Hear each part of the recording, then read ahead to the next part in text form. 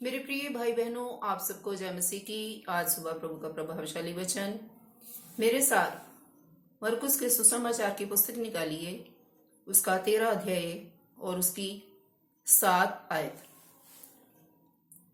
और जब तुम लड़ाइयाँ और लड़ाइयों की चर्चा सुनो तो ना घबराना, क्योंकि इनका होना अवश्य है, परंतु उस समय अंत ना होगा। 8 आयत में लिखा है, क्योंकि जाति पर जाति और राज्य पर राज्य चढ़ाई करेगा, और हर कहीं भूइंडोल होंगे और अकाल पड़ेंगे। ये तो पीड़ाओं का आरंभ ही होगा। आमीन। परमेश्वर के लोगों, परमेश्वर के वचन में लिखा है कि अंत के दिनों में क्या होगा। अंत के दिनों का क्या चिन्ह है? परमेश्वर के वचन में लिखा है कि अंत के दिनों में बहुत सी जगह जगह पर लड़ाइयां और झगड़े होंगे, जाति जाति पर चढ़ाई करेगी और भूइंडोल होंगे, अकाल पड़ेंगे। बहुत सी ऐसी समस्याएं, बहुत से संकट ऐसे आएंगे। तो वचन में लिखा है कि ये तो पीड़ाओं का आरंभ ही होगा। ये पीड़ाओं का आरंभ ही है, शुरुआत ही है।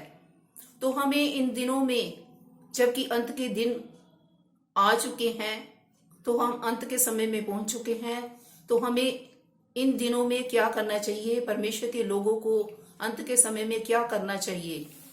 वचन 18 में लिखा है, और प्रार्थना किया करो कि ये जाड़े में ना हो, सर्दी के दिन ना होने पाए, क्योंकि सर्दियों में लोग प्रार्थना नहीं करते। वो हर समय ही विश्राम में पड़े रहते हैं। उन्हें प्रार्थना करना अच्छा नहीं लगता, उन्हें सर्दी लगती है, और कभी भी वो परमेश्वर की उपस्थिति में नहीं बैठते, कभी भी अपना समय परमेश्वर को नहीं देते। लेकिन मेरे प्रियो, हमें चाहे सर्दी चाहे गर्मी, किसी भी तरह का मौसम क्यों ना हो, हमें हर समय परमेश्वर से प्रार्थना करनी है। जाड़े के समय में भी, क्योंकि परमेश्वर के वचन में लिखा है कि जाड़े का समय ना हो। और अगर हम परमेश्वर की संतान हैं तो हमारे जीवन में यह जाड़ा कुछ भी नहीं होना चाहिए। हमें हर समय परमेश्वर से प्रार्थना करनी है।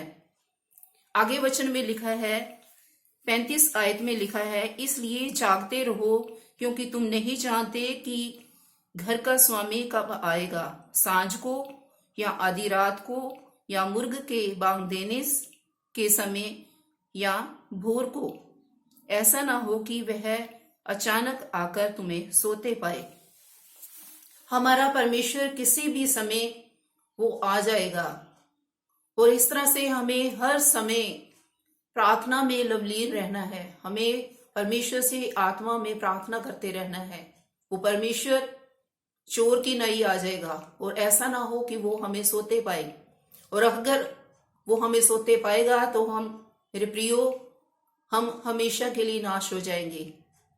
इसलिए हमें चाहिए कि वो परमेश्वर हमें वचन से आगाह करता है, वो चेतावनी देता है कि हमें हर समय प्रार्थना में लगे रहना है।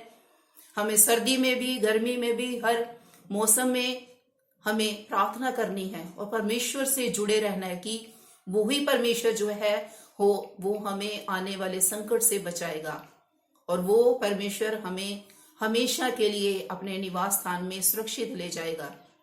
इसलिए हर समय परमेश्वर को अपना समय दें, प्रार्थना के द्वारा परमेश्वर से जुड़े रहें। इस वचन से प्रभु आप सबको आशीष और बरकत प्रदान करे।